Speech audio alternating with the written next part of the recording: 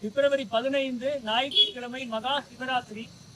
அந்த சிவராத்திரியை முன்னிட்டு எல்லா சிவன் ஆலயங்களிலும் 6 கால பூஜை நடைபெறும்.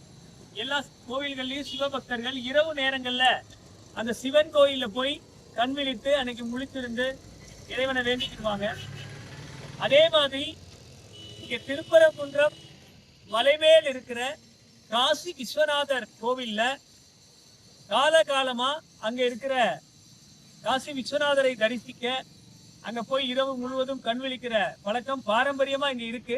போற வழியில வெளிச்சம் இல்ல, அதுக்கு பாதுகாப்பு லைட் எல்லாம் போடாம இருக்கு, அதனால நீங்க போகக்கூடாது. அதே மாதிரி அன்னைக்கு சூழ்நிலை சரியில்லாம இருந்தது அப்படின்லாம் சொன்னாங்க காவல்துறை. அவங்க கேட்டுக்கொண்டதுக்கு இணங்க போன முறை நம்ம போகல.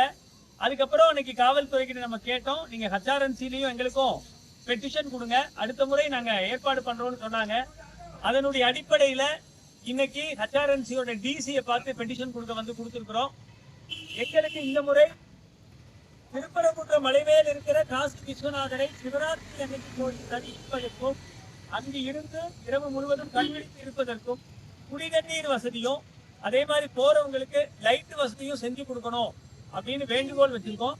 அது மட்டும் இல்லாம திருப்பரங்குன்றம் கோவிலுக்குள்ள இருக்கிற மூலவர் பரங்கிரிநாத சத்தீஸ்வரர் இருக்கிறாரு, அவருக்கும் அந்த சிவராத்திரி அன்னைக்கு 6 கால பூஜை நடத்துறதுக்கும் எல்லாரும் சிவராத்திரி அன்னைக்கு போய் வழிபடுறதுக்கும் இந்த இந்து அறநிலையத்துறை ஏற்பாடு பண்ணணும் அப்படின்ற வேண்டுகோள். அப்படி பண்ணணும்னு கேட்டுக்கணும். தொடர்ந்து திருப்பரங்குன்றத்துல அது மட்டும் இல்லாம தமிழ்நாடு முழுக்கவே இந்துக்களை இந்த இந்து அறநிலையத்துறை புறக்கணிக்குது.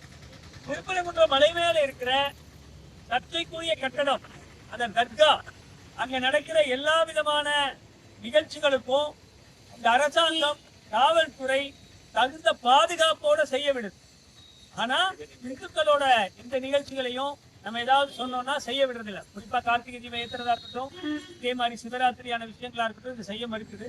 இந்த முறை சிவராத்திரிக்கு இதை செய்ய மறுத்தால் மக்களை திரட்டி பெரிய அளவுல போராட்டம் நடத்துவோம் அப்படின்றத இந்த நேரத்துல நான் தெரியப்படுத்துறேன்.